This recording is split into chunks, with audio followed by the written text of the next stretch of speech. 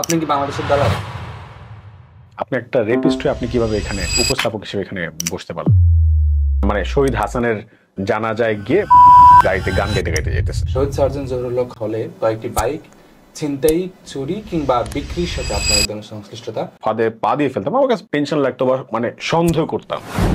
প্রলয় গ্যাংয়ের সাথে আপনার এই ধরনের সংশ্লিষ্টতা পাওয়া যায়? আমার নিরাপত্তা কে দিবে? আমার সিকিউরিটি কনসার্নটা আসলে কার? দীর্ঘদিন যাবত অ্যাক্টিভিজম করার কারণে বিভিন্ন রকম ইনফরমেশন পাই আমি, তো অবশ্যই সন্দেহজনক না। দিল্লি থেকে পাঠানো একটা তাকে যদি অ্যাটাক করে ফেলতো, বাংলাদেশের উপর কিন্তু একটা বড় বিপর্যয় নেমে আসতো।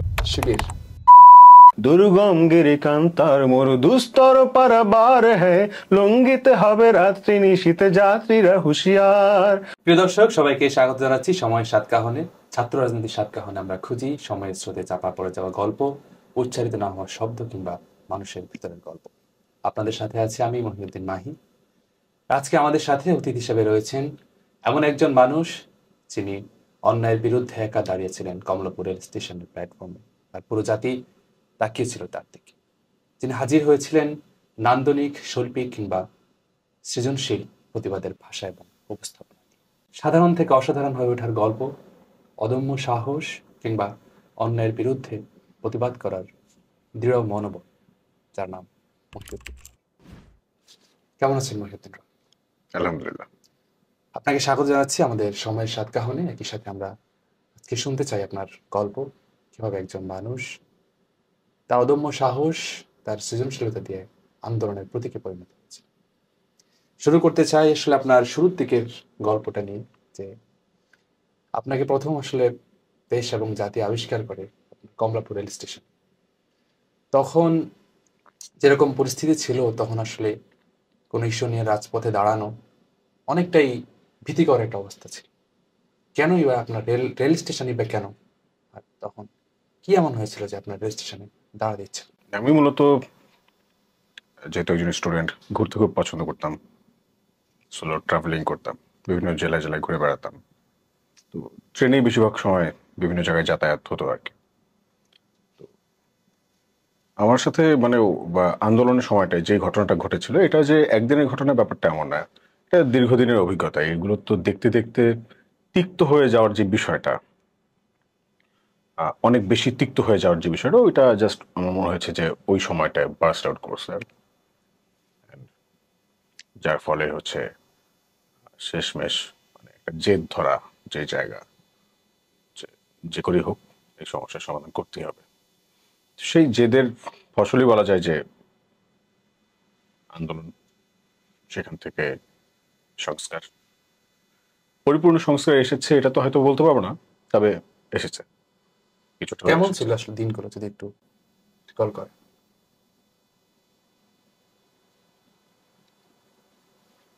দিনগুলো খুব টান টান উত্তেজনা, সিরিয়াস মোমেন্টস, থাকা না থাকা, বাঁচা না বাঁচা, এই যে শঙ্কা, টেনশন, অল টাইম টেনশন। কি হবে এরপর, কি হবে এরপর, কি হবে এরপর, কি করব, মানে কোন রকম সিচুয়েশন আসলে কিভাবে ডিল করব, মানে সব সময় মাথাটা মানে ওই কয়েকটা দিন 24 ঘন্টায় মনে হয় মাথা কাজ করছে, ঘুমানোর সময় পাই না, এমন পরিস্থিতি ছিল। সো একটা সুন্দর স্মৃতিও বলা যায়, ভয়ঙ্কর স্মৃতিও বলা যায়, জীবনের একটা অন্যতম পার্ট, অন্যতম একটা অধ্যায়, যেটা আমাকে। নিশ্চয়ই সরকার থেকে, রাজনৈতিক চাপ কিংবা গোয়েন্দা সংস্থা থেকে চাপ নিশ্চয়ই ছিল। সেরকম কোনো অভিজ্ঞতা বা কোনো সিগনিফিকেন্ট ইনসিডেন্ট যদি শেয়ার করতে চান সেই সময়?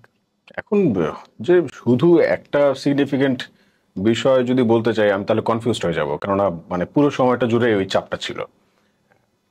এমন পরিস্থিতি ছিল যাতে এই আন্দোলনটাকে দমন করা থেকে শুরু করে আন্দোলনটাকে ভিন্ন খাতে প্রভাবিত করা, বা আন্দোলনটাকে কিভাবে হচ্ছে ভিন্ন খাতে মানে উপস্থাপন করা, ভিন্নভাবে উপস্থাপন করা, কিভাবে জঙ্গি সাজানো, কিভাবে হচ্ছে এই আন্দোলনটা নানা রকম হচ্ছে গুজবের মাধ্যমে এই আন্দোলনটাকে কিভাবে মিটিগেট করা যায়, সেটার জন্য গভর্নমেন্ট থেকে অনেক চেষ্টা করেছিল। তো তারা মানে এটা আমি এখন রিয়েলাইজ করি, তখন হয়তো বুঝতে পারিনি যে একটা মানুষ যদি চায় বা একটা মানুষ যদি চেষ্টা করে, একটা গভর্নমেন্টের ভিত্তিকে নাড়িয়ে দিতে পারে। এটা হয়তো তখন ফিল হয়নি, কিন্তু এখন ফিল হয় যে আসলে মানুষ চেষ্টা করলে পারে, অনেক কিছুই পারে। তো ওইরকম একটা ঘটনা যদি বলি, তখন তো দেখা গেছে যে অল টাইম এরকম গোয়েন্দা বিভাগের লোকজন আসতো, তারা হচ্ছে নানা রকম কথা বলে বায়াস্ট করার চেষ্টা করতো এবং তারা ইস্টাবলিশ করার চেষ্টা করতো যে আমি পাগল। হ্যাঁ, আমাকে বলছে যে তোমার বাবা মা, তো তারা তোমাকে মানে আমাদের কাছে বলছে যে ও আমার ছেলেটা পাগল। হ্যাঁ, ও কি করে না করে জানি না। সো তোমার ফ্যামিলি তোমাকে সাপোর্ট করছে না, তুমি কেন এখানে আসছো, মানুষ তোমাকে কিভাবে সাপোর্ট করবে? তা আমি বলছি যে আচ্ছা, আমার বাবা মা যদি এই কথা বলে থাকে তো সেটা সেটা রেসপন্সিবিলিটি আমি নিচ্ছি। হ্যাঁ, এটা নিয়ে আপনাদের কনসার্নের বিষয় না। আপনারা আপনাদের কাজ করেন, আমি আমার কাজ করি। তো এই তারপর বাবা মার সাথে হচ্ছে কথা, তোমরা কি এগুলো বলছো? বলে না, আমরা তো এগুলো বলি নাই, আমরা কেন এগুলো বলতে যাবো? আমরা তো আমাদের কাছে জিজ্ঞেস করছি, আমরা বলছি ও যেটা ভালো মনে করে ছেড়ে করুক, আমাদের ওর উপর ভরসা আছে, আমরা ছেলেকে আল্লাহর নামে রাস্তায় পাঠিয়ে দিছি। তো এরকম ভাবে নানা রকম ভাবে বায়াস করার চেষ্টা।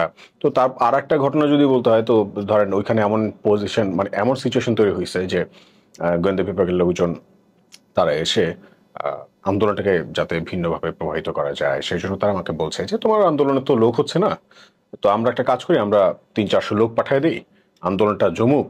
হ্যাঁ, অনেক মানুষ আসলে বোঝা যাবে যে আন্দোলনটা বড় হচ্ছে। হ্যাঁ, তো দেখা যাবে কি তখন আহ, আন্দোলনটা অল্পর মধ্যে হচ্ছে তোমার দাবি দাওয়া মেনে নিবে। তো আমরা যদি তুমি বলো আমরা হচ্ছে পাঠাই, তো আমি বলছি যে কোনো দরকার নেই। আমার আমার মনে হয় যে এখন যেভাবে সাধারণ মানুষ অংশগ্রহণ করতেছে, সেটা একজন হোক দুজন হোক, সাধারণ মানুষ হিসেবে যে কয়জন আসে আসুক। তারা আসলে সেটা দিয়ে কি করতে চাইছে, আপনার কি মনে হচ্ছে, আমার কেন কাছে তারা এটা করতেছে? আমার কাছে টোটালি মনে হয়েছে যে আন্দোলনটা ধরেন ভেরি সিম্পল। আমি যখন হচ্ছে অনেক মানুষের মধ্যে থাকি, আমি সবচেয়ে বেশি একা বোধ করি। আমার তখন বেশি মানে বেশি টেনশন লাগে, অনেক বেশি কনফিউজড থাকি, অসহায় লাগে নিজেকে। এটার কারণ হচ্ছে ধরেন ওইখানে যদি তাদের বা 300 লোক আসতো, তো তাদের 300 লোকের 300 রকম ইন্টেনশন, বা আমার একরকম ইন্টেনশন, তাদের ভিন্ন রকম ইন্টেনশন। তো ওইখানে 300 লোক আমার সাথে আসলো, আসার পর হচ্ছে একটা অকারেন্স ঘটায় দিল, রেলের মানে কমলাপুর রেল স্টেশনে একটা হামলা করলো, বা একটা কোনো কিছু ক্ষয়ক্ষতি করলো, বা একটা ধরেন বোম মারলো, একটা ঢিল মারলো। ওটার দায় কার? ওটার দায় তো আমার উপর আসবে। যদি ওইটা হইতো তাহলে কি হইতো? তাহলে হচ্ছে আমার সাথে যে কজন ছিল তারা জঙ্গি হামলার অপরাধে তো তখন জেলে থাকতে হইতো তাদেরকে।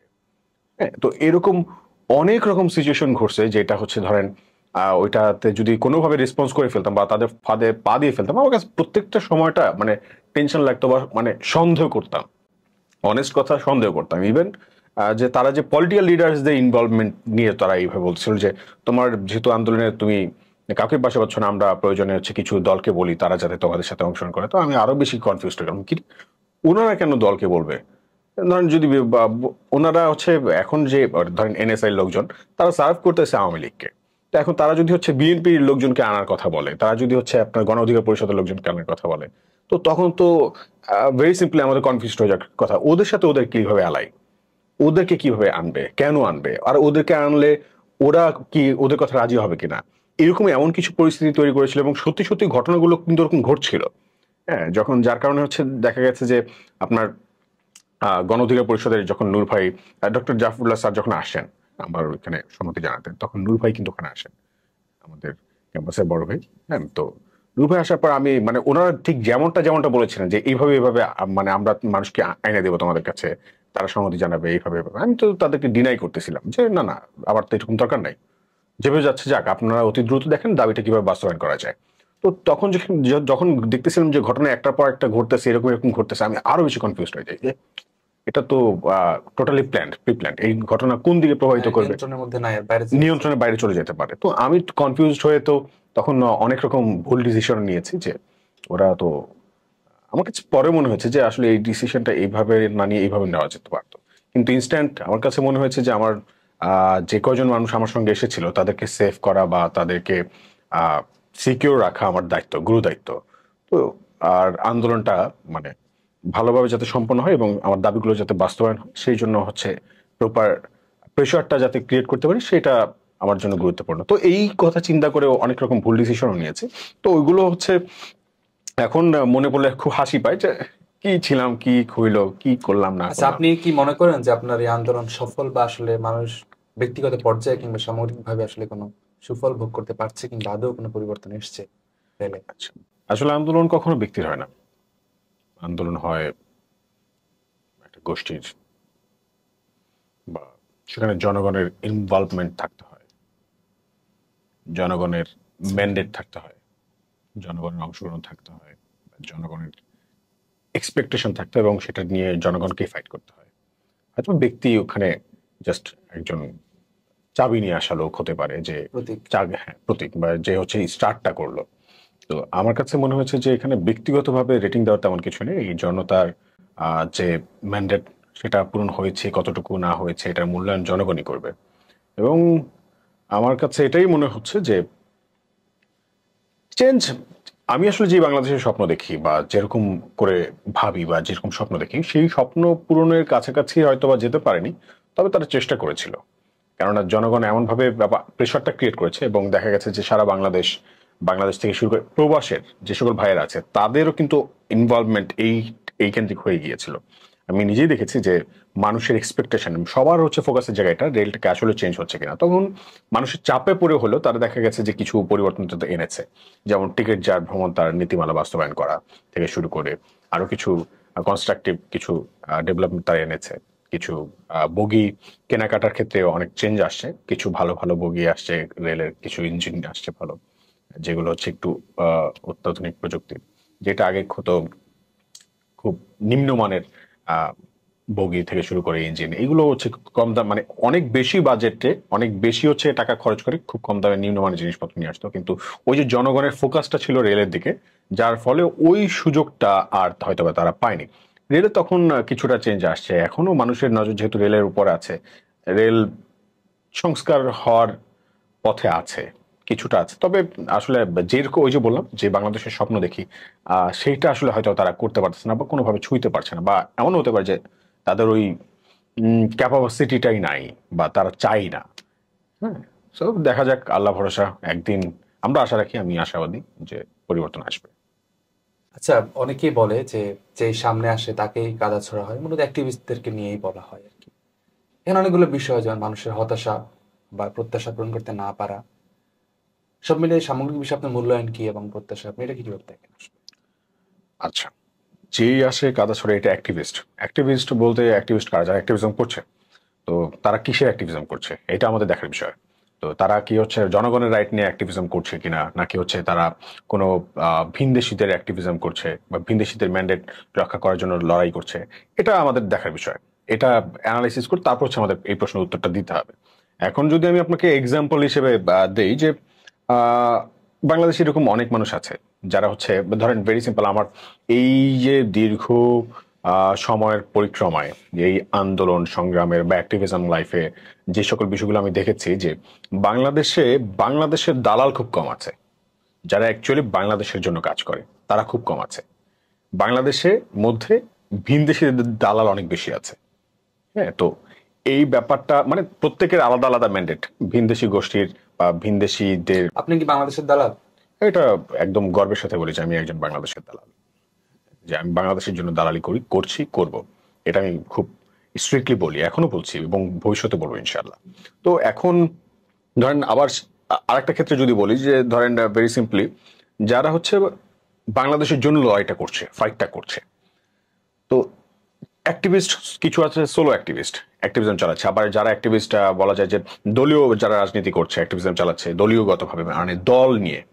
তো যারা সোলো সোলো অ্যাক্টিভিস্ট তাদের প্যাটার্নটা আলাদা, তাদের সংগ্রামটা আলাদা, আর যারা দল নিয়ে কাজ করছে তাদের সংগ্রামটা টোটালি ডিফারেন্ট।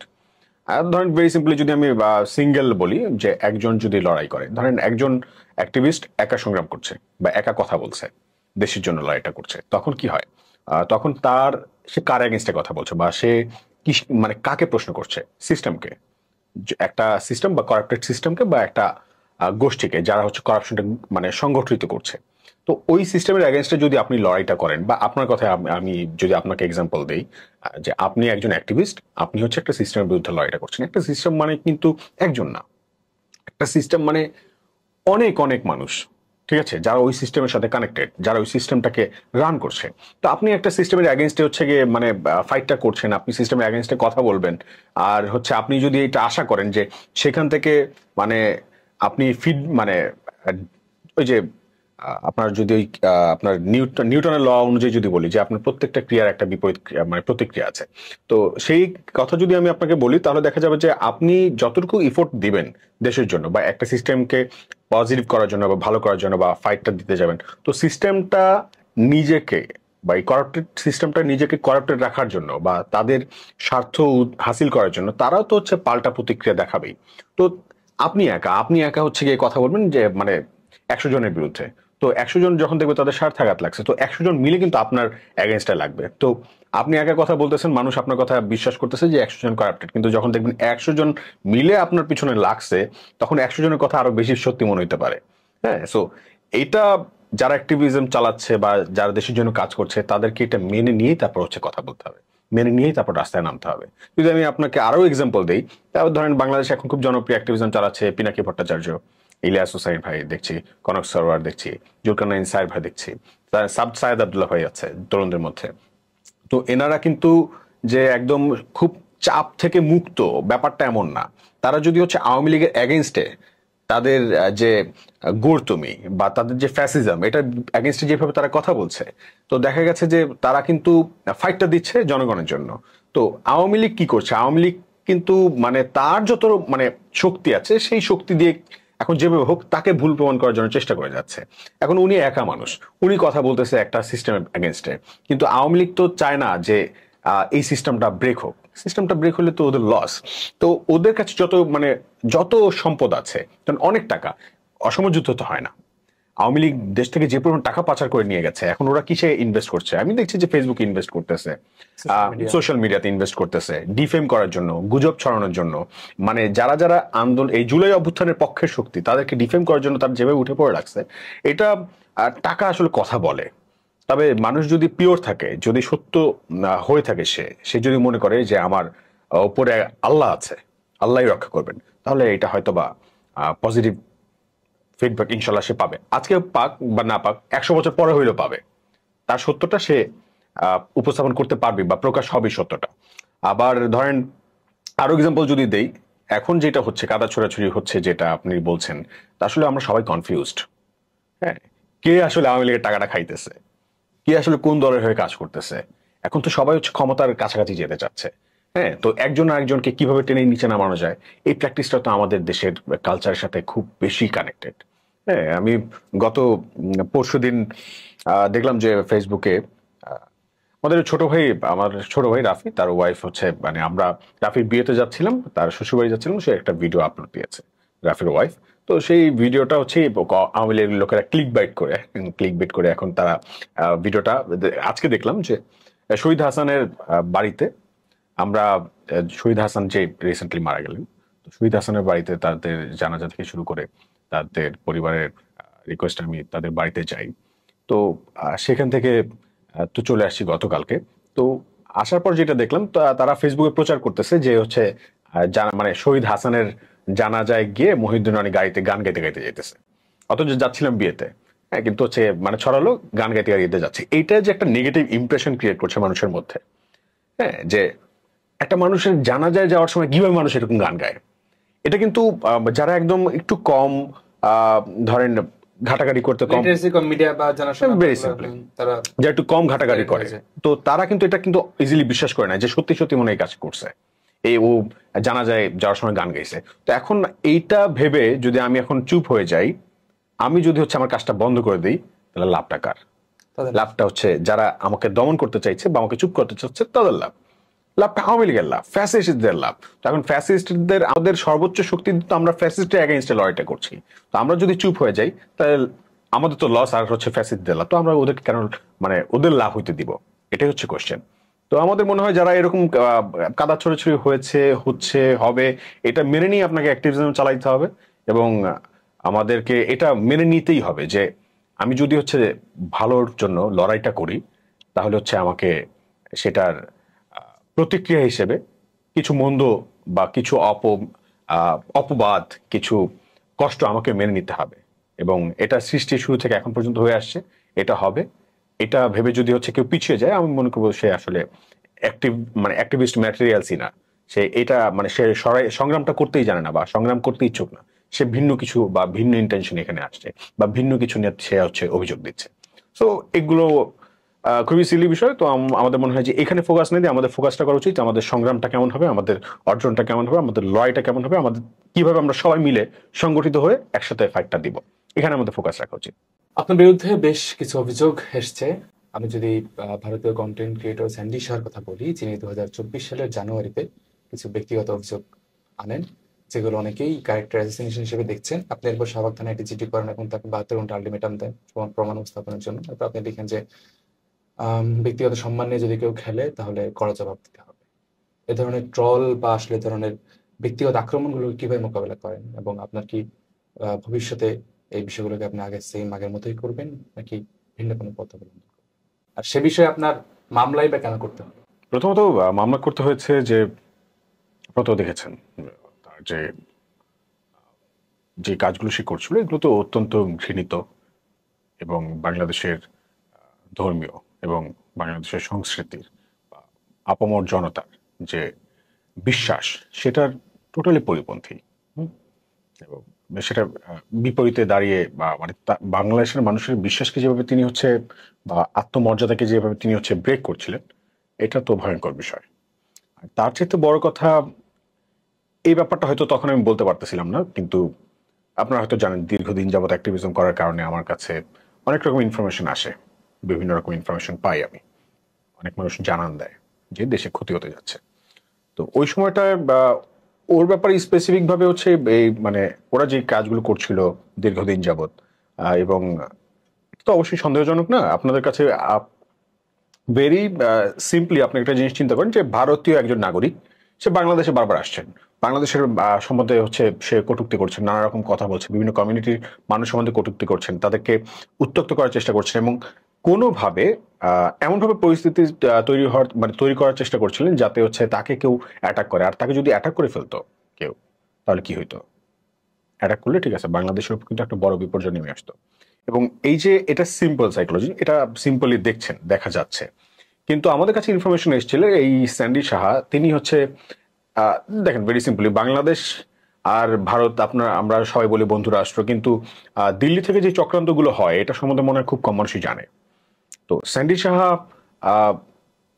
দিল্লি থেকে পাঠানো একটা প্রেসক্রিপশন, হ্যাঁ, খুব আমাদের কাছে যে তথ্যটি এসেছিল এবং তারা একটা গভীর চক্রান্তের সাথে লিপ্ত ছিল এবং সেটা কি, এবং আপনারা হয়তো এলজিবিটি কিউ সম্বন্ধে কম বেশি সবাই জানেন এবং তাদের একটা ডিপ একটা গেম ছিল। তো তখন আমরা এই ইনফরমেশনটা পেয়েই মূলত হচ্ছে আমরা টোটালি হচ্ছে তার যে কর্মকাণ্ডগুলো সেটাকে জাস্ট হচ্ছে একটা পিঞ্চ করি এবং পিঞ্চ করার পরপরই হচ্ছে মূলত এটা মোটামুটি বের হয়ে আসে যে কি হচ্ছে, কি হবে, কি আমরা বুঝতে পারি যে আসলে তারা কোন চক্রান্তে নেমেছিল। তো ওইটা তখন হচ্ছে যেহেতু শেখ হাসিনা মানে ফ্যাসিস্টের সময় ছিল, তখন হচ্ছে চাইলে হচ্ছে এটা বলা যেত না আমরা কিসের মধ্যে দিয়ে যাচ্ছি, কোন চক্রান্তের মধ্যে দিয়ে আমাদের ফাঁসানোর চেষ্টা করছে, আমরা এটা বলতে পারছিলাম না। সো এখন বলতে পারছি, কেননা আপনি দেখেন ভেরি সিম্পলি সে কিন্তু এখন আর বাংলাদেশে আসতে পারছে না, বাংলাদেশে আসা কিন্তু তার বন্ধ। সে কি এখন বাংলাদেশের মানুষ নিয়ে কোনো কটূক্তি করতে পারছে, বাংলাদেশ নিয়ে কোনো রকম চক্রান্ত করতে পারছে না, কিন্তু আমি কিন্তু তাকে গায়ে একটা ফুলের টোক্কাও দিই নাই, তাকে কিন্তু আমি মারি নাই বা তাকে কিন্তু আমি গালাগালি করে নেই। তো আমাকে কি করতে হয়েছে, আমাকে আইনের আশ্রয় নিতে হয়েছে এবং তাকে মানে বা তার সঙ্গে যারা আছে, যারা কানেক্টেড, যারা চক্রান্ত এগুলো করছে তাদেরকে ফিল করানো দরকার ছিল যে দেশে আইন আছে, হ্যাঁ, তোমরাও আইনের ঊর্ধ্বে না, আমাদের দেশের ল মেনে তোমাদেরকে এই দেশে আসতে হবে, যদি আসতে হয় তোমরা মানে এই যে চক্রান্ত যেগুলো করছো এগুলো থেকে তোমরা অ্যাওয়ার হয়ে যাও। এই মেসেজটা দেওয়ার দরকার ছিল। এই মেসেজটা আমার মনে হয়েছে তখন কিভাবে দেওয়া যায়, কোন ওয়েতে দেওয়া যায়, আমার কাছে আমি জাস্ট আইনের মাধ্যমে ওটা ডিল করার চেষ্টা করেছি। তবে সংকট যেটা হয়েছে, আপনি হয়তো এটাও শুনে থাকবেন, যেহেতু এই ব্যাপারটা আপনি জেনেছেন যে তখন বাংলাদেশ ইন্ডিয়ার যে বন্ধুত্ব, শেখ হাসিনা মোদির যে সুসম্পর্ক, সেই সুসম্পর্কের কারণে স্যান্ডি শাহর মতো লোকের বিরুদ্ধে তা মানে হাইকোর্ট কোন রকম স্টেপ নিতে রাজি ছিলেন না। তারা ডিরেক্টলি বলতে যে মানে তারা কিন্তু যে রিটটা আমি করেছিলাম সেটা কিন্তু খারিজ করে দিয়েছেন। প্রথম তো থানায় মামলা করেছি, তারপর হাইকোর্টে রিট করেছি। তো সেখানে সেটা খারিজ করে দিয়েছে কি কারণে? কারণটা হচ্ছে যে তিনি ভারতীয় নাগরিক, তার বিরুদ্ধে আমরা কোনো অ্যাকশন নিতে পারবো না। সো একজন ভারতীয় নাগরিক আপনার দেশের মানুষের ক্ষতি করবে, আপনি ভিনদেশি বলে তার বিরুদ্ধে কোনো অ্যাকশন নিতে পারবেন না? তাহলে হচ্ছে আমার জাস্টিসটা কোথায়? আমার দেশ আমার জন্য কিভাবে লড়াইটা করবে? আমার নিরাপত্তা কে দিবে? আমার সিকিউরিটি কনসার্নটা আসলে কার? এই প্রশ্নটা তো হচ্ছে করার দায়িত্ব তো আমার, তাই না? ওই প্রশ্নটা তোলার দরকার ছিল আমাদের, যে ভারতীয় বা দিল্লি থেকে যে বা যারা যা কিছু করে যাবে আমাদের দেশের মানুষের সাথে, সেটা আমাদের সহ্য করতে হবে। তাহলে আমাদের দেশে আইন কানুন কেন আছে? আমাদের দেশটা মানে দেশের এই সিস্টেম কেন প্রয়োজন? এই রাষ্ট্র ব্যবস্থা কেন প্রয়োজন? এই জনগণ নিরাপত্তার জন্য তো, তাই না? সো এটা দিতে যদি রাষ্ট্র ব্যর্থ হয়, তাহলে আমাদের সেই রাষ্ট্রকে মান্য করার বা কি আছে? এই প্রশ্নটা মনে তৈরি হয়ে যায়। তো এরকম অনেক রকম প্রশ্ন করার দরকার ছিল তখন, এই প্রশ্নগুলো ওঠানো দরকার ছিল, তুলেছি। এবং হ্যাঁ, ব্যক্তিগতভাবে সে যে ক্যারেক্টার অ্যাসিনেশন করতে নিয়েছে, এই কাজটা আওয়ামী লীগের সময়টাতে মানে দীর্ঘদিন যাবত অ্যাক্টিভিজম চালাচ্ছি, এই সময় এইরকম তো সব প্রতিনিয়তই তারা করার চেষ্টা করেছে। তো এই তারা করলেই কি তাদেরকে এত পাত্তা দেওয়ার কিছু আছে? আমি মনে করি না আছে। তবে কেউ যদি হচ্ছে মনে করে যে সেইগুলো করে পার পেয়ে যাবে, তবে এগুলো ভাবার আসলে ওইরকম তেমন সুযোগ নাই। যদি হচ্ছে ব্যাপারটা আমার মনে হয় যে ব্যক্তিগত নয়, ব্যাপারটা হচ্ছে সামগ্রিকভাবে দেশের মানুষের ক্ষতি করতে পারে, তো আমি তো অবশ্যই কড়াভাবে জবাব দেবো, যেভাবে সবসময় দেওয়ার চেষ্টা করছি ওটা দেবো ইনশাল্লাহ। আচ্ছা, আমি যদি আরো দুটি স্পেসিফিক অভিযোগের কথা বলি, একটি হলো ঢাকা বিশ্ববিদ্যালয়ে কুখ্যাত অপরাধ চক্র প্রলয় গ্যাং, যার 19 জন শিক্ষার্থীকে 2023 সালে বহিষ্কার করা হয়। সেই প্রলয় গ্যাংয়ের সাথে আপনার এক ধরনের সংশ্লিষ্টতা পাওয়া যায় যখন আপনি ঢাকা বিশ্ববিদ্যালয় মেডিকেল সেন্টারে ছিলেন। আর দ্বিতীয় ঘটনাটি হলো গণ অভ্যুত্থান পরবর্তী সময়ে শহীদ সার্জন জহুরুল হক হল, যেটা আপনার হল ছিল, সেই হলে কয়েকটি বাইক ছিনতাই, চুরি কিংবা বিক্রির সাথে আপনার এক ধরনের সংশ্লিষ্টতা পাওয়া অভিযোগ রয়েছে। তো এ বিষয়ে আপনার ব্যাখ্যা কি? এটা ব্যাখ্যা কি আমাকে দিতেই হবে? Okay. তো তার আগে আপনি আমাকে ব্যাখ্যা দেন, আপনি যে হচ্ছে উদ্যানে পারুলিকে রেপ করেছেন, সেটার সাথে যে আপনার সংশ্লিষ্টতা আছে, তো সেটা আপনি কিভাবে খারিজ করবেন? আপনি কি ডিনাই করতে পারেন যে আপনি পারুলিকে রেপ করেন নাই? আপনি একটা রেপিস্ট হয়ে আপনি কিভাবে এখানে উপস্থাপক হিসেবে এখানে বসতে পারলেন? কিরকম বুঝি নাই? বুঝেন নাই? কিভাবে বুঝবেন? এটা আমার প্রশ্ন, যে আপনি একজন রেপিস্ট হয়ে কিভাবে এখানে বসলেন? এটা কি প্রমাণিত কিছু? এটাই তো কথা, প্রমাণিত কিছু। এখন আমার অভিযোগটাই কি সত্য? না। আপনি অবশ্যই প্রুফ খুঁজবেন, নিজেকে হচ্ছে প্রমাণ করবেন, তাই তো? আমার দায়িত্ব কি এটা সত্য নাকি মিথ্যা এটা জেনে আসা? আমার বিরুদ্ধে কোনো অভিযোগই আসেনি। আচ্ছা, অভিযোগ আসেনি, এটা তো আমি দিচ্ছি আপনাকে অভিযোগটা। অভিযোগ আসেনি মানে আমি যে একটা মুখ দিয়ে কথা বললাম, এটাকে আপনাকে অভিযোগ মনে হলো না? ইটস ভেরি ইম্পর্টেন্ট কিন্তু, আমি আপনাকে অভিযোগ দিচ্ছি।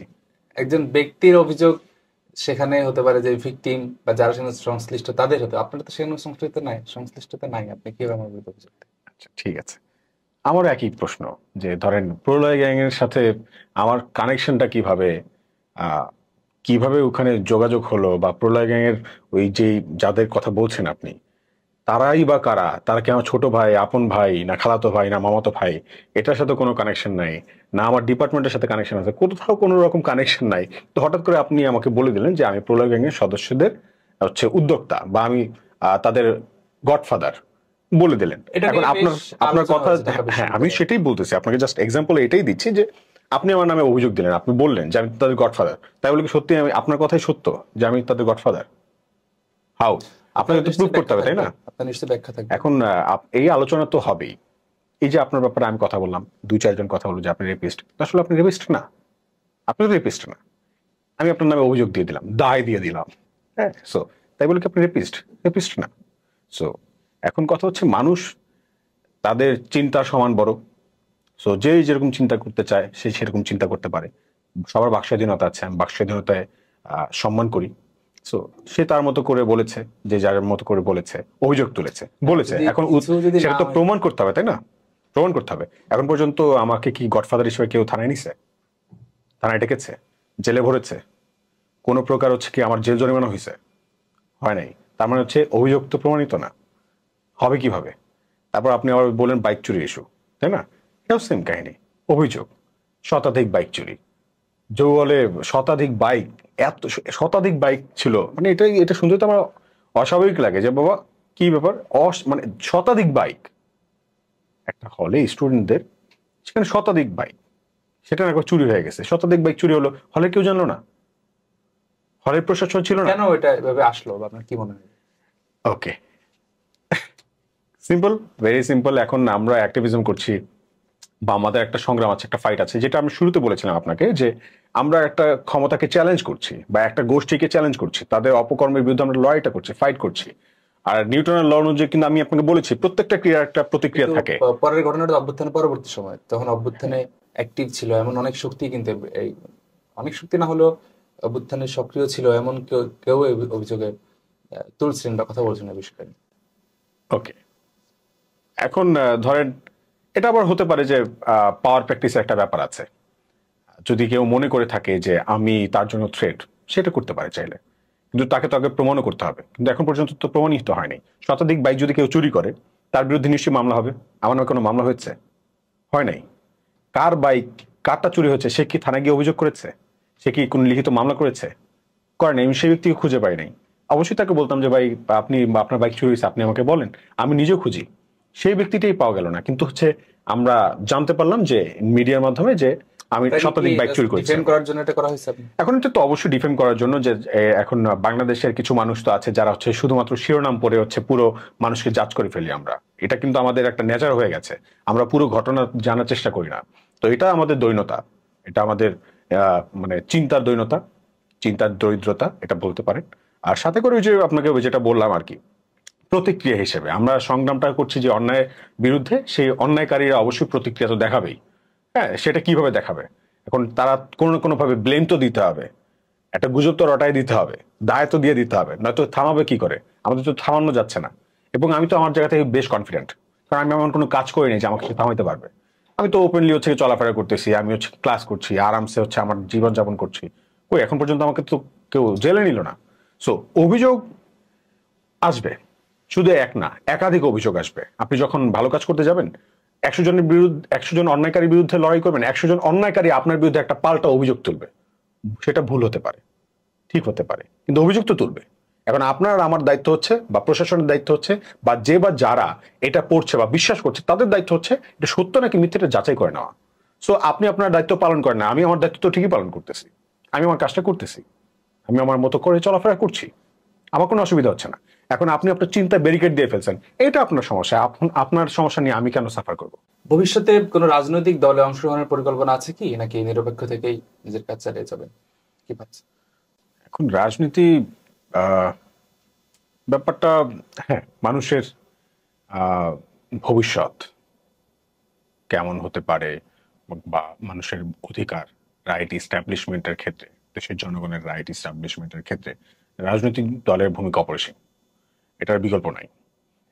অ্যাক্টিভিজম হলে হ্যাঁ আমি ভয়েস রেজ করতে পারি, কিন্তু যদি হচ্ছে কোনোভাবে মানুষের অধিকার বা ডিমান্ডটাকে স্ট্যাবলিশ করতে হয়, তাদের রাইটটাকে স্ট্যাবলিশ করতে হয়, তাহলে অবশ্যই রাজনৈতিক দলের গুরুত্ব অপরিসীম। তো সেহেতু হ্যাঁ আছে, অবশ্যই চাই যে দেশের মানুষের ভাগ্য পরিবর্তন হোক, মানুষ সুখে শান্তিতে সমৃদ্ধিতে জীবনযাপন করুক।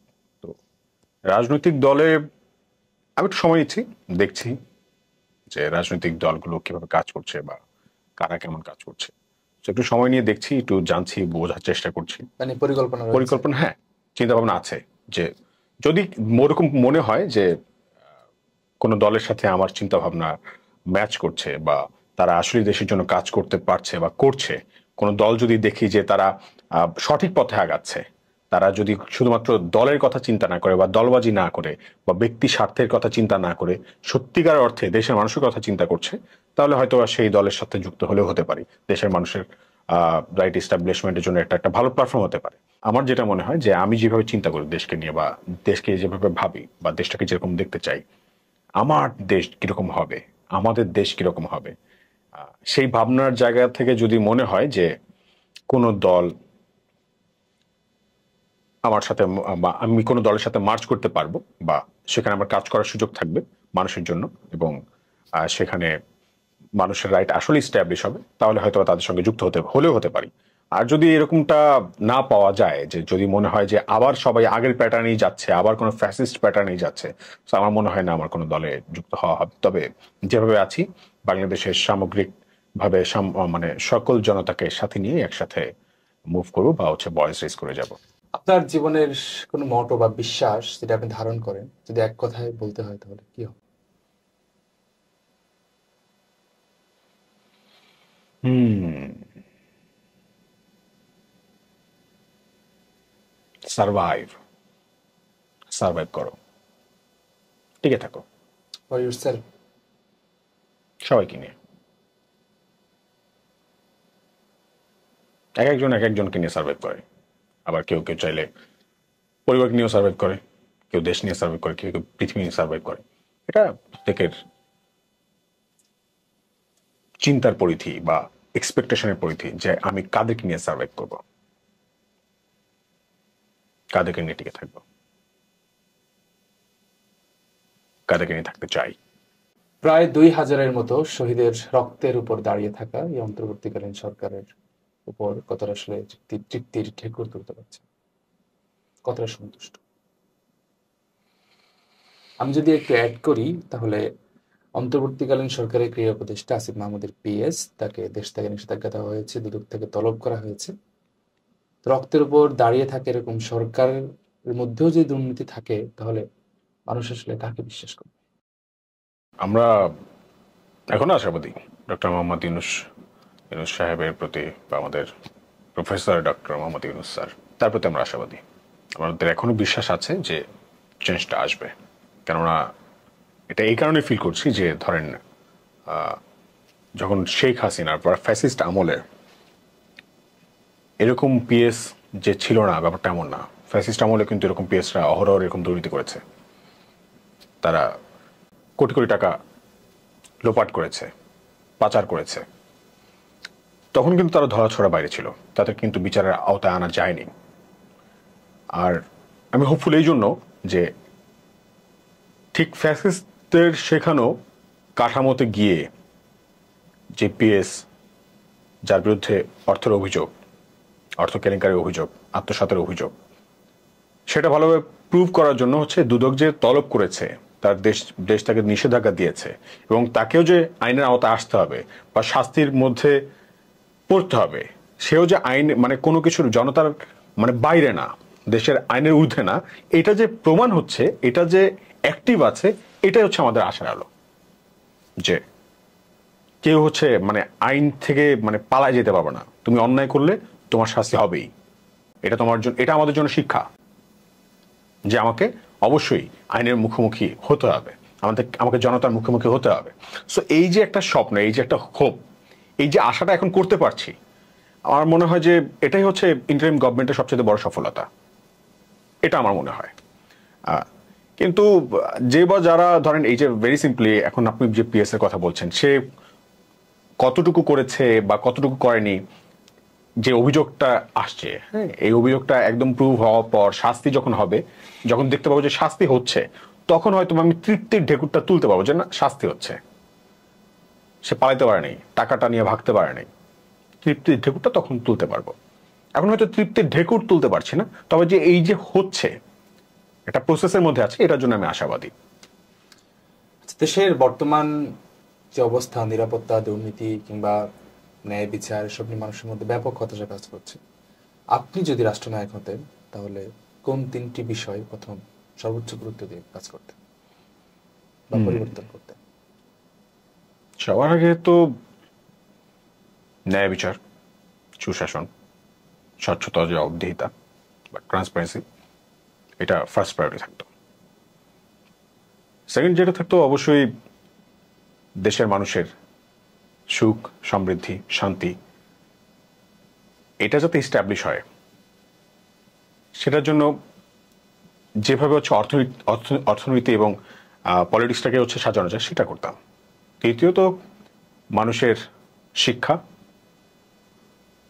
আমাদের যে এখন প্রায় 1 কোটি মানুষ বেকার আছে, তাদের দক্ষতা অর্জন করানো এবং মানবিক মর্যাদা বা সক্ষমতা বৃদ্ধি করার জন্য, ক্যাপাসিটি বিল্ডিং এর জন্য যতটুকু করা যায়, ইফোর্ট দেওয়া যায়, সেটা জনগণকে নিয়েই, তাদেরকে কালেকটিভ ভাবে, তাদেরকে একসাথে করে তারপর থেকে অবশ্যই সামনে আগানোর চেষ্টা করতাম।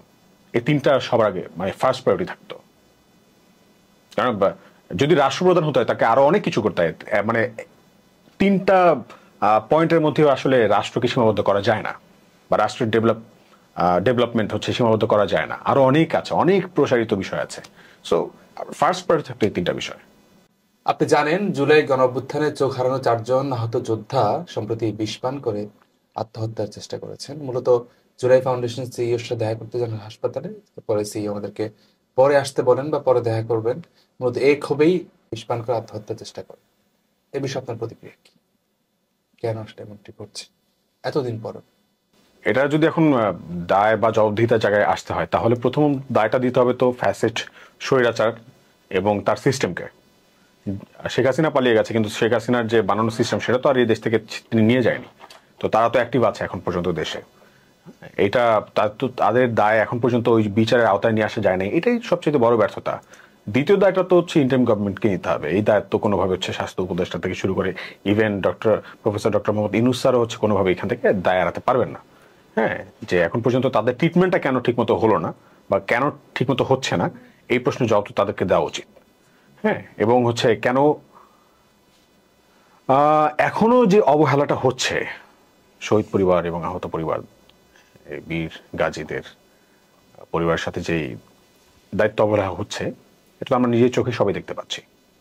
এই দায়টা অবশ্যই তাদেরকে নিতে হবে। এবং তৃতীয়ত আমরা বলবো যে দায়টা আমাদের আছে, সাধারণ জনগণের। আমরা কেন যে রাস্তা সবাই যখন জুলাইয়ে আমরা যখন সবাই একসাথে রাস্তায় নেমেছি, একসাথে যখন নেমেছি, তখন একসাথে সবাই মিলে কেন আমাদের যে ভাইয়েরা যারা আহত হলো বা শহীদ হলো তাদের জন্য আমরা ভয়েসটা রেজ করলাম না? এটা আমাদের দায়। এই দায়টা আমাদেরকে নিতে হবে, প্রত্যেককে নিতে হবে, ইচ অ্যান্ড এভরিওয়ান, সবাইকে নিতে হবে।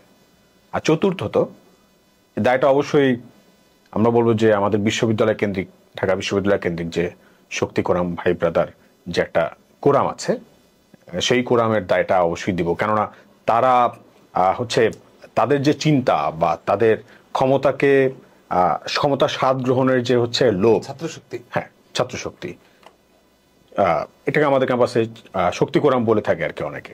তো ক্ষমতার যে লোভ, ক্ষমতা স্বাদ আস্বাদনের যে লোভ, সেখান থেকে যে তাদের যে সংকীর্ণ মনতা, হ্যাঁ, তারা এটা তো জুলাই অভ্যুত্থানেই হচ্ছে তারা প্রুফ পেয়েছে যে একা একা সবকিছু হয় না। একা হয়তো অ্যাক্টিভিজম চালানো যায়, কিন্তু একা একটা দেশ চালানো যায় না। একটা দেশ ফাংশন করতে হলে দেশের অনেকগুলো অর্গান আছে, সেইখানে সবাইকে অ্যাকোমোডেট করতে হয়, অ্যাকোমোডেট করতে জানতে হয়। এবং তারা হচ্ছে নিজেদেরকে জুলাইয়ের ঠিকাদার হিসেবে জাহির করছেন সব জায়গায়, এবং সবাইকে হচ্ছে প্রশ্ন তোলার জায়গা থেকে শুরু করে বা হচ্ছে ভয়েস রেজ করার জায়গা থেকে শুরু করে, অ্যাকাউন্টেবিলিটির জায়গা থেকে শুরু করে, ট্রান্সপারেন্সির যে জায়গা যেখানে মানুষ প্রশ্ন করবে, সেই সকল জায়গাতেই দেখা গেছে যে তারা সেখানে গিয়ে স্টেক নেওয়ার চেষ্টা করছে। তবে বাদবাকি যারা আছে, জুলাইয়ের যত শক্তি ছিল, জুলাই অভ্যুত্থানের যত স্টেক হোল্ডার ছিল, তাদেরকে ডিনাই করে, হ্যাঁ, তাদেরকে কোনোভাবে হচ্ছে সম্মান না জেনে, তাদেরকে যে বিভাজনের রাজনীতিটা তাদের মধ্য থেকে শুরু হয়েছে, যে বা যারাই করেছে, এখন তাদেরকে ডিরেক্টলি আমি বলছি ব্যাপারটা এমন না, যে বা যারা এই বিভাজনের রাজনীতিটা করেছে, যারা হচ্ছে বলা যায় যে গাদ্দার, তাদেরকেও দায়টা নিতে হবে।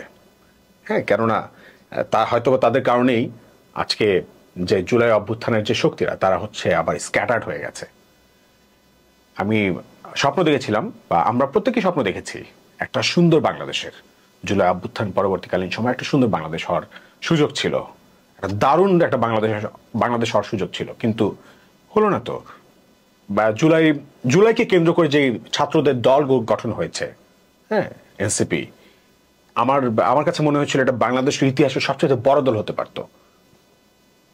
কোথায় কি হচ্ছে, পাবলিক কেন হচ্ছে এটাকে অ্যাকসেপ্ট করতে পারছে না? কারণ ইম্যাচিউরিটি, সংকীর্ণমনতা, আত্মকেন্দ্রিকতা, নিজেদের মধ্যে সীমাবদ্ধ থাকা। কিন্তু মনে রাখতে হবে যে একটা দেশ কোনোভাবেই টিএসসিতে বসে রান করে না, ফাংশন করে না। হ্যাঁ, 64টা জেলা আছে, 64 জেলার মানে অনেক অনেক মানুষ আছে, তাদেরকে কিভাবে ফাংশন করতে হবে, কিভাবে রান করতে হবে, সেখানে আগে যেতে হবে, মানুষের সাথে মিশতে হবে, বুঝতে হবে কাকে কিভাবে কাজে লাগাতে হবে। কিন্তু তারা সেটা করতে পারে নাই, না করতে চায় নাই, এটা তাদের ব্যাপার। যার কারণে হয়তোবা এখন পর্যন্ত ইন্টারিমকে ওইভাবে কেউ প্রশ্ন তোলার মতো হচ্ছে স্কোপই পাচ্ছে না। সব দায়িত্ব বা ঠিকাদারি তো তারাই নিয়ে নিয়েছে, যার কারণে স্কোপই পাচ্ছে না যে হচ্ছে কিভাবে আহতদের বা আপনার শহীদ পরিবারের সাথে যে অবহেলাটা হচ্ছে, এটা কেন হচ্ছে, এটা তো তাদের করার কথা না।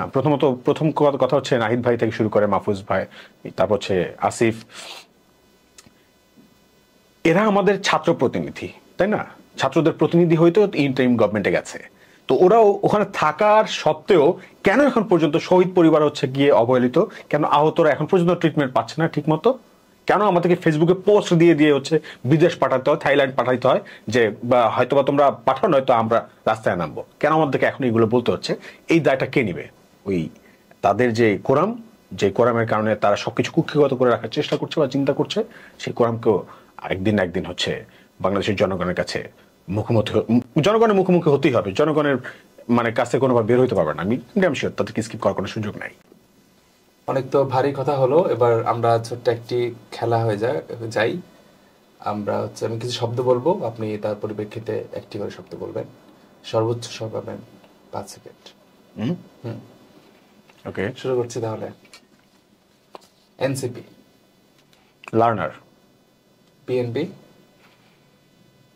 Patient, Shibir, underrated, Awami League, fascist, Mohiuddin Roni, student, Mayukhranjan Ghosh, যাত্রাপালার ক্লাউন, ইন্ডিয়া,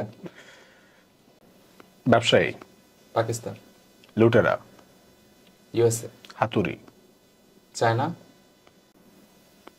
মেগামাইন্ড। Thank you. এই যে সোশ্যাল অ্যাক্টিভিস্ট বা পরিচিত মুখ মহিউদ্দিন রনি, আন্দোলন সংগ্রাম, এসবের বাইরে যদি নিজেকে উপস্থাপন করতে চান তাহলে কিরকম হবে? কিভাবে উপস্থাপন করতে চান? এসবের বাইরে অ্যাজ এ ফ্যামিলি ম্যান, একজন ভালো বন্ধু। আমি এই যে এই আন্দোলন সংগ্রাম এগুলো ছাড়াও তো আমার একটা জীবন আছে। ব্যক্তিগত জীবন বলতে আমি খুব মানে হোমসিক, অনেক হোমসিক। আমি আমার মায়ের সেই ছোট্ট মহিউদ্দিন রনি রয়েছে এখনো। আমি আমার মায়ের সাথে এখনো সময় কাটাতে অনেক ভালোবাসি। আমি আমার বাবার সাথে খুচুরি করতে আমার বাবার সাথে খুবই ভালোবাসি। আমি আমার ফ্যামিলির মধ্যে আমি আমার বাবার বেস্ট ফ্রেন্ড, আমি আমার মায়ের বেস্ট ফ্রেন্ড, আমি আমার বোনের একমাত্র বেস্ট ফ্রেন্ড।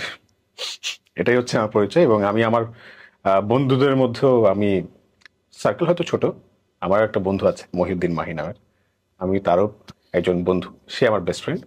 হ্যাঁ, এরকম আরো অনেকজন বন্ধু আছে যাদেরকে আমি অনেক ভালোবাসি, এবং তাদেরকে নিয়ে আমি যতদিন বাঁচি পৃথিবীতে আমার একটা কোয়ালিটি টাইম কাটুক, এটাই চাওয়া, বা এভাবে নিজেকে আসলে দেখি সবসময়। মহিউদ্দিন রনি নিজের মধ্যে কি শূন্যতা বয়ে বেড়ায়? শূন্যতা, শূন্যতা, দারুণ প্রশ্ন। অনেক কিছু করার ছিল, জীবন অনেক ছোট, এত অল্প সময় এত কিছু করা সম্ভব না, কিন্তু স্বপ্ন তো দেখতে পারি। একটা দেশ, একটা সুন্দর পৃথিবী, কিন্তু হয়তো স্রষ্টা একটু সময় এবং ক্যাপাসিটি দিলে হয়তো সবকিছু সুন্দর করে সাজানো যেত। ওই শূন্যতাটা আছে যে পারলাম না, হয়তোবা পারছি না, কিন্তু চেষ্টা করে যাচ্ছি। একদিন হয়তোবা শূন্যতা কিছুটা পূরণ হলেও হতে পারে। যদি অতীতে ফিরে যেতে পারতেন তাহলে কোন সিদ্ধান্তটি পরিবর্তন করতে চাইতেন?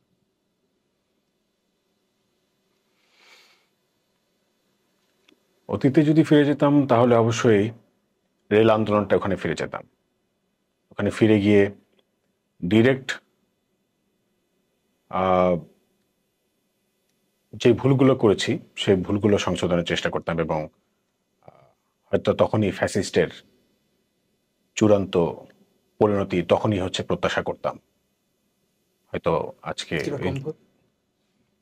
ভুল আছে, যেমন ধরেন এত ইজিলি, মানে তখন তো আসলে কোনো মেন্টর ছিল না, ধরেন কোনো রাজনৈতিক দলের সাথে কোনো অ্যাফিলিয়েশন নাই, কোনো রাজনৈতিক গুরু নাই।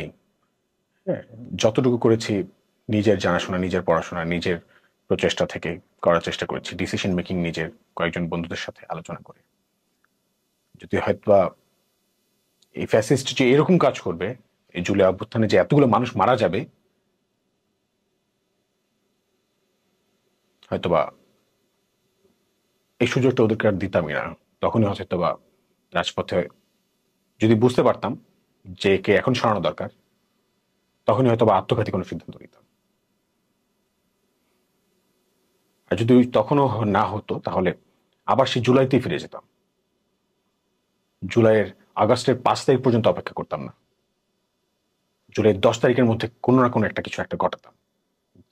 যারা আমাদের বোনেদেরকে আঘাত করলো, আমাদের ভাইদেরকে গুলি করে, পাখির মতো গুলি করে প্রাণ নিয়ে নিল, ওদেরকে এত ছাড় দিতাম না। যদি বুঝতে পারতাম যে এতগুলো প্রাণ নিয়ে নিবে, তখনই হয়তো কিছু একটা করার দরকার ছিল, তখনই হয়তো কিছু একটা করে ফেলতাম। নিজের আত্মত্যাগ যেহেতু একদিন না একদিন তো মরতে হবে, যদি এটা বুঝতে পারতাম এতগুলো ক্ষতি হয়ে যাবে, তখনই আত্মঘাতী সিদ্ধান্তটা নিতাম। জুলাই পরবর্তী সময়ে বিশ্ববিদ্যালয়গুলোতে বা ক্যাম্পাসগুলোতে ছাত্র রাজনীতি নিয়ে নানান ধরনের কথা উঠছে, শিক্ষার্থীদের মুখে আশায় হতাশা ছাত্র রাজনীতি নিয়ে, এক ধরনের আমি বলবো দৈন্যতা। আপনার কি মনে হয় আসলে আমাদের বাংলাদেশে ছাত্র রাজনীতির দৈন্যতার জায়গাগুলো আসলে কি কি, বা আসলে কেন ছাত্র রাজনীতি কেন্দ্রিক যে শিক্ষার্থীদের হতাশার জায়গাগুলো সেগুলো কেন দূর হচ্ছে না, কিংবা কেন আমরা স্বপ্ন দেখতে পারছি না ছাত্র রাজনীতি নিয়ে, যেটা আমাদের অতীত খুবই আমাদের গৌরবাজ্যের ইতিহাস ছিল, 1952 কিংবা 1970 কিংবা 71 চিন্তা করি, 1990 সালের কথা চিন্তা করি, ইভেন 2024। প্রথমত আমার এটা মনে হয় যে আমাদের যে বিশ্ববিদ্যালয়, আমাদের যে কারিকুলাম, ঢাকা বিশ্ববিদ্যালয়ের কথা বলি, একটা বিশ্ববিদ্যালয়ে সৃষ্টি উদ্দেশ্যই হয়েছে দাস তৈরি করা। তো সেখান থেকে আপনি কিভাবে মালিক হওয়ার স্বপ্ন দেখাবেন? সো আপনি ভেরি সিম্পলি, যে ঢাকা বিশ্ববিদ্যালয়ের সবচেয়ে বড় ড্রব্যাকটা হচ্ছে আমার মনে হয় যে শিক্ষক রাজনীতি। হ্যাঁ, যে শিক্ষকরা যেভাবে বিভিন্ন দলদাস হয়ে যায়, এটা আমাদের অনেক বড় একটা ড্রব্যাক। যার কারণে হচ্ছে তারা সিন্ডিকেট করে তাদের মতো করে বিভিন্ন দলের এজেন্ডা বাস্তবায়ন করা থেকে শুরু করে তাদের স্বার্থান্বেষী মহলের পারপাস সার্ভ করা, এই কাজগুলো করার কারণে হয়তো বা শিক্ষার্থীদের যেই কাঙ্ক্ষিত ডিমান্ড, সেই ডিমান্ড হয়তো ফুলফিল করা সম্ভব হয়ে ওঠে না। তারপরের যেই হচ্ছে প্রবলেমসটা, সেটা হচ্ছে ছাত্র রাজনীতি, লেজুর ভিত্তিক ছাত্র রাজনীতি। ছাত্র রাজনীতি শিক্ষক রাজনীতি আমি খারাপ বলছি না, কিন্তু প্রত্যেকটাই, ছাত্র রাজনীতি বলেন না শিক্ষক রাজনীতি বলেন, লেজুর ভিত্তিক ছাত্র রাজনীতিটাই বা শিক্ষক রাজনীতিটাই সবচেয়ে বড় লুপহোল বা সবচেয়ে বড় ড্রব্যাকস আমাদের ক্যাম্পাসের জন্য। তো শিক্ষার্থীরা রাজনীতি করবে, হ্যাঁ ঠিক আছে, তারা গণতান্ত্রিক চর্চার চেষ্টা করবে, ঢাকা বিশ্ববিদ্যালয়ে ডাকসু আছে, অন্যান্য বিশ্ববিদ্যালয়ে চাকসু আছে, হ্যাঁ বিভিন্ন বিশ্ববিদ্যালয়ের ছাত্র সংসদ আছে, সেই সংসদের মাধ্যমে তারা রাজনীতি করবে। কিন্তু দলীয় লেজুর ভিত্তিক রাজনীতি তাদের কেন করতে হবে?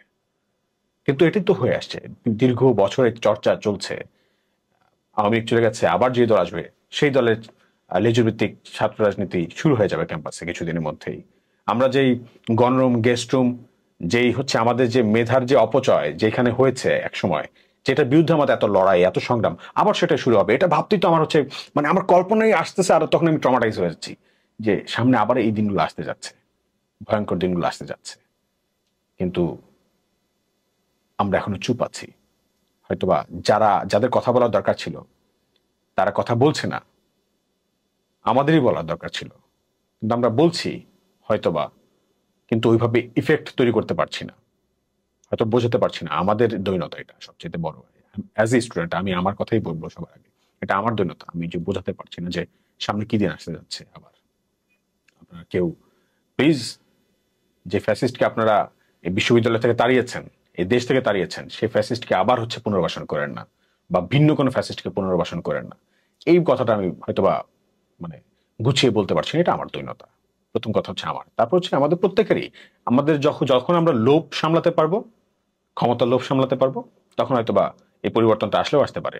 এবং শিক্ষক রাজনীতি বা শিক্ষক বা এই যে ছাত্রর যে দলীয় লেজুভিত্তিক রাজনীতি, এটা যদি বন্ধ করা যায় কোনোভাবে বিশ্ববিদ্যালয়গুলো থেকে, আমাদের মনে হয় যে আমাদের শুধু বিশ্ববিদ্যালয় না, দেশে প্রায় 95% প্রবলেম ইজিলি সলভ হয়ে যাবে যদি গণতান্ত্রিক যেই রাজনৈতিক চর্চা শুরু হয় ছাত্র সংসদের মাধ্যমে, তাহলে হয়তো কোনো চেঞ্জ আসলেও আসতে পারে। অন্যথায় আমি আসলে চেঞ্জ কি বলবো, এইভাবে এই প্যাটার্নে যদি যায়, পসিবল না। শেখ হাসিনার দেখানো পথে যদি সবাই হাঁটে, ভুল করবে সবাই। আবার হয়তোবা 20 বছর পর হলেও আবার হয়তোবা 2000, 3000 5,000, 10,000, 40,000, 50,000 মানুষের প্রাণ দিতে হতে পারে। সো ওইটা যেন না হয়, আমরা এখনই প্রত্যাশা রাখি যে বা যারাই হচ্ছে দেশের পলিসি নিয়ে চর্চা করছেন, যারাই বা রাজনীতি ভাবছেন, প্রত্যেকের আসলে এখনই ভাবা উচিত বা এখনই হচ্ছে স্টেপটা নেওয়া উচিত। ডোন্ট হাসিনার পথে আবার হাইটো না তোমরা। কমলাপুর রেল স্টেশনে আপনি আন্দোলনের সময় একটা গান গেয়েছিলেন, একলা চলো রে। তো গানটি বেশ নাড়া দিয়েছিল তখন। দেশের বর্তমান পরিস্থিতিতে আপনার কাছ থেকে আমার একটা গান শুনতে চাই, যেটি আপনি মনে করছেন যে বর্তমানে মানুষকে নাড়া দিবে এই পরিস্থিতিতে।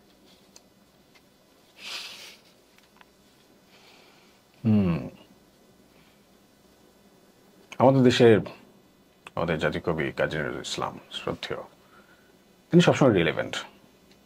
তিনি 71-এও তার যে রিলেভেন্সি এটা দেখা গেছে, এই 24 গণঅভ্যুত্থানেও দেখা গেছে। তিনি আমার মনে হয় সারা জীবনই রিলেভেন্ট থেকে যাবে। তো তার কথাই গানে প্রকাশ করা উচিত না?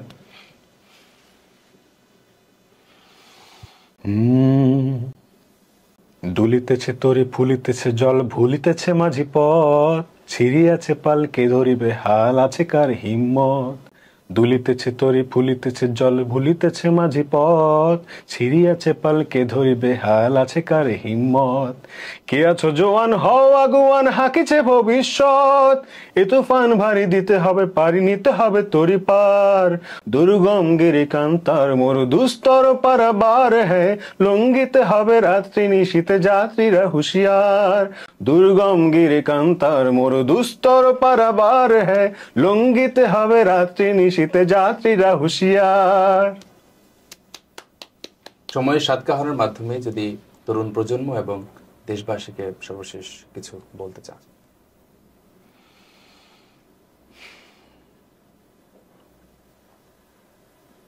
তরুণ প্রজন্ম, স্পেশালি ডিয়ার জেনজি, জুলাই অভ্যুত্থানের মাধ্যমে আমাদের একটা ভালো ওরিয়েন্টেশন হয়ে গেছে কিভাবে নিজেদের অধিকার আদায় করে নিতে হয়। আমরা শিখেছি কিভাবে নিজেদের অধিকার আদায়ের জন্য আত্মত্যাগ করতে হয়। আমরা শিখেছি কিভাবে হাতে হাত রেখে সবার জন্য লড়াই সংগ্রাম চালিয়ে যেতে হয় এবং স্বৈরাচারকে উৎখাত করতে হয়। আমার বিশ্বাস হয়তো বাংলাদেশে এখন যে অবস্থা, এটা বেশি দিন থাকবে না। এখন আমাদের সময় নিজেকে প্রস্তুত করার। প্রত্যেকে আমরা নিজেকে প্রস্তুত করব এবং তৈরি করব নিজেকে সুনাগরিক হিসেবে, যেন বাংলাদেশে আর কেউ ফ্যাসিস্ট হওয়ার আগেই আমরা প্রশ্নটা করতে শিখি যে তুমি কি ফ্যাসিস্ট, তুমি কি স্বৈরাচার, এবং মুখের উপর যেন বলতে পারি আমি কোনো ফ্যাসিস্টের শাসন মানি না, আমি কোনো স্বৈরাচারকে পরোয়া করি না। যখনই আমরা এটা বলতে শিখব, বলতে পারবো, তখনই হয়তো আমাদের এই জুলাই অভ্যুত্থান, শহীদ আবু সাইদ, শহীদ মুগ্ধ, শহীদ ওয়াসিম এবং সকল শহীদ এবং গাজী, তাদের যে স্পিরিট, তাদের যে স্বপ্ন, তাদের যে আত্মত্যাগ, সেটাকে মূল্যায়ন করা সম্ভব হবে। কিন্তু আমরা যদি চুপ করে যাই, আমরা যদি থেমে যাই, আমরা যদি ভুলে যাই জুলাইকে, তাহলে হয়তোবা এই দেশে আবারও শহীদ হওয়ার জন্য আরো কিছু মা তাদের সন্তানকে রাস্তাতে পাঠাতে বাধ্য হবে, কারণ আবার কোনো না কোনো স্বৈরাচার তৈরি হয়ে যাবে। সো আমরা কেউ স্বৈরাচার তৈরি হতে আর সুযোগ দেব না, ইনশাআল্লাহ। সো প্রত্যেকে আমাদের এখনই সময় নিজেকে তৈরি করার এবং ভাবার যে আমরা দেশকে কিভাবে উন্নত করতে চাই। তার আগে উন্নত করার জন্য যা যা দরকার, যেভাবে দেশকে সাজানো দরকার, সেই জন্য দেশকে সাজানোর জন্য যে রং দরকার, সেই রং মিস্ত্রি হওয়ার জন্য যতটুকু দক্ষতা দরকার, সেই দক্ষতাটা আমাদের এখনই অর্জন করে নিতে হবে। এটাই আমার এখন অধিকার, এটাই আমার সংগ্রাম, এটাই আমার লড়াই, এটাই আমার লড়াইয়ের প্রক্রিয়া। সো সকল দেশবাসী, আপনারা কেউ জুলাইকে ভুলে যান না। সকল শহীদ গাজী তাদের আত্মত্যাগকে আপনারা মনে রাখেন, আর কোনো ফ্যাসিস্টকে আপনারা এই বাংলার বুকে ঠাঁই দিতে দিয়েন না, ঠাঁই নিতেই দিয়েন না। আমাদের সংগ্রাম থেমে যায় না, এখনো বিপ্লব থেমে যায় নাই, আমাদের সংগ্রাম চলছে, চলবে ইনশাআল্লাহ। জুলাই অভ্যুত্থানের স্পিরিটের কথা আপনি বললেন বা ধারণ করার বিষয়ে বললেন, তো জুলাই অভ্যুত্থানের স্পিরিটটাকে আসলে কিভাবে ছড়িয়ে দেওয়া যায় বা কিভাবে আসলে ধারণ করা যায়? জুলাই স্পিরিটটাকে ছড়িয়ে দেওয়ার জন্য সবার আগে মাইন্ডসেটটা রেডি করতে হবে যে কোনো প্রকার বৈষম্যের সাথে আপোষ করা যাবে না। বৈষম্যের অ্যাগেনস্টে হচ্ছে সব সময় সংগ্রামটা চালু রাখতে হবে। আর সাথে করে বাংলাদেশের এখন এই যে আহত শহীদ যারা পরিবার আছেন তাদেরকে অ্যাকোমোডেশন করা খুব গুরুত্বপূর্ণ, এবং তাদের ট্রিটমেন্টের ব্যবস্থা থেকে শুরু করে এবং তাদেরকে যাতে যথাযোগ্য সম্মান করা যায়, সেজন্য আমাদের মনে হয় যে বাংলাদেশে এখন যেমন আপনার সম্মানজনক পদক আমরা তৈরি করতে পারি এবং সেই পদক আমরা দিতে পারি। যেমন আমাদের দেখেন স্বাধীনতা পদক আছে, 21শে পদক আছে, সম্মানসূচক যে পদকগুলো, সেগুলোর মাধ্যমে হচ্ছে তাদেরকে অনার করা যায়। তেমনি জুলাই পদক যদি ওরকম হয়, হ্যাঁ, জুলাই অভ্যুত্থানের যেই স্মারক হিসেবে ওরকম যদি সম্মানসূচক পদক তৈরি করা যায়, তাহলে আমাদের মনে হয় যে শহীদ পরিবার বা আহত যে গাজী ভাইরা তারা হচ্ছে ওইভাবে মূল্যায়িত হলেও হতে পারে, সম্মানসূচকভাবে বা সম্মান দিয়ে আমরা ওনাদেরকে ওইভাবে ট্রিট করতে পারি। কেননা তারা আপনার কাছ থেকে তো টাকা পয়সা চাইতেছে না, তাদের রক্তের বিনিময়ে, তাদের সন্তানের প্রাণের বিনিময়ে তো আপনার কাছে টাকা পয়সা চাচ্ছে না, কিছুই চাচ্ছে না, ক্ষমতাও চাচ্ছে না। তো আপনি তাহলে সম্মানটা অন্তত কেন দিবেন না, তাদের স্বীকৃতি কেন দিবেন না? সাথে করে অবশ্যই অতি দ্রুত যে জুলাইয়ের যে প্রোক্লামেশন, এটা ঘোষণাপত্রটা অতি দ্রুত হচ্ছে দেওয়া উচিত। আমাদের মনে হয় যে এটা আমাদের সবচেয়ে ড্রব্যাকস, আমরা এখন পর্যন্ত এটা করতে পারিনি, ইন্টারিম গভর্নমেন্ট করতে পারিনি। আমরা বলছি কেন ইন্টারিম গভর্নমেন্ট করতে পারেনি, সো এটা যদি করা যায় তাহলে হয়তো বা জুলাই স্পিরিটটাকে ছড়িয়ে দেওয়া সম্ভব, সবাই ধারণ করলে করতে পারে। আচ্ছা, সবারই একটা প্রশ্ন, 5 বছর পর মহিউদ্দিন রনি নিজেকে কোথায় দেখতে চায়? 5 বছর পর আসলে বাঁচবো কিনা জানি না। আল্লাহ যদি হায়াত দারাজ করেন, আল্লাহ যদি তৌফিক দান করেন, তাহলে ইনশাল্লাহ একটা সুন্দর, সুখী, সমৃদ্ধশালী বাংলাদেশ নামক রাষ্ট্রের একজন সুনাগরিক হতে চাই। এবং আহ, তবে আপনারা যেটা আসলে জানতে চান বুঝতে পারছি। এখন কি বলবো ভাই, আমি টিউশন করাইতে যাই, এখন হচ্ছে টিউশন করাইতে গেলে তারপর হচ্ছে আন্দোলন শুরু হয়, আন্দোলনে চলে যাই। চাকরি করতে গেলাম, আন্দোলন শুরু হলো, আন্দোলন চলে আসলাম। এই প্রায় 13 বছর যাবত হচ্ছে বিভিন্ন এনজিওর সাথে, ভলান্টিয়ার অর্গানাইজেশনের সাথে কাজ করছি। পলিসি মেকিং বুঝি, কিভাবে কি করতে হয় বুঝি, কিন্তু চাকরি করতে গেলে আন্দোলন করতে চলে যাই। এবিসি রেডিওতে ঢুকেছিলাম, ইন্টার্ন করেছি, আর্জেন্ট করব, আন্দোলন চলে গেলাম। তো আমার জীবনটা এরকমই হয়ে গেছে, চা বিক্রি করতে গিয়েছি, আন্দোলন চলে গেছি তারপর। সো এরকম যদি কন্টিনিউয়াসলি হতে থাকে, কে আমাকে টিউশন দেবে বলেন? যদি এরকম আন্দোলনের ডাক পড়লে আমি চলে যাওয়া লাগে আমার, তাহলে কে আমাকে চাকরি দিবে? সো কেউই তো আসলে চায় না যে কন্টিনিউটি নষ্ট হোক। সো যেহেতু রাজপথ আমাকে ছাড়ছেই না কোনোভাবে, তাহলে বাংলাদেশের মানুষ রাজপথে যে দেখতে চায়। রাজপথে চলাফেরা আমার, সেই রাজপথ থেকে সিদ্ধান্ত আসুক। আসলে রাজপথই বলে দিবে যে আমার অবস্থানটা কোথায় থাকবে, কোথায় আমি যাব, কোন পথে আমি হাঁটবো। আসলে এটা এখন আমার কাছে বলার কিছু নেই, এটা আল্লাহ পাক জানেন। আল্লাহর উপরে আমার পুরো ভরসা আছে। আমি তাকে বলি বারবার যে আল্লাহ শুক্রিয়া, শুক্রিয়া, শুক্রিয়া। তোমার উপরে আমার ফুল কনফিডেন্স আছে আল্লাহ। আমি জানি you are the best planner. তুমি আমাকে যেভাবে রাখছো আমি খুবই হ্যাপি, আলহামদুলিল্লাহ, আমি খুবই হ্যাপি। সো প্লিজ আমাকে তোমার মতো করে চালাই নিয়ে যাও, যেভাবে পারো তুমি আমাকে তোমার মতো করে চালাও। আমার এক্সপেকটেশন নাই। হ্যাঁ, সো আমি যে এটা করতে চাই, ওটা করতে চাই, এমন কোনো কিছু না। সো আল্লাহ আমাকে যেভাবে নিতে চাবে, যে রাস্তায় নিতে চাবে, আমি সেখানে যাওয়ার জন্য অলওয়েজ প্রস্তুত, সেখানে যাবো ইনশাআল্লাহ। প্রিয় দর্শক, সময়ের পথ বেয়ে হাঁটতে হাঁটতে কেউ কেউ থমকে দাঁড়ায় না, প্রশ্ন তোলে, প্রতিবাদ করে, আলো জ্বালে। মহিউদ্দিন রনি তেমনি একজন, যিনি বিশ্বাস করেন সাহস মানে শুধু স্লোগান দেওয়া নয়, সাহস মানে নিজের জায়গায় দাঁড়িয়ে অন্যায়ের প্রতিবাদ করা।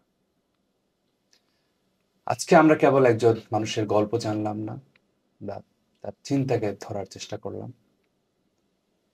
অসংখ্য ধন্যবাদ জানাচ্ছি মহিউদ্দিন রনি আপনাকে আমাদের সময় সাতকাহনের সময় দেওয়ার জন্য। শ্রোতাদের উদ্দেশ্যে বলবো, সময়কে বদলাতে চাইলে নিজেকে আগে বদলাতে হয়। আমরা আবার আসবো অন্য কোনো কণ্ঠে, অন্য কোনো গল্প নিয়ে। ততক্ষণ পর্যন্ত ভালো থাকুন, সুস্থ থাকুন। আল্লাহ হাফেজ।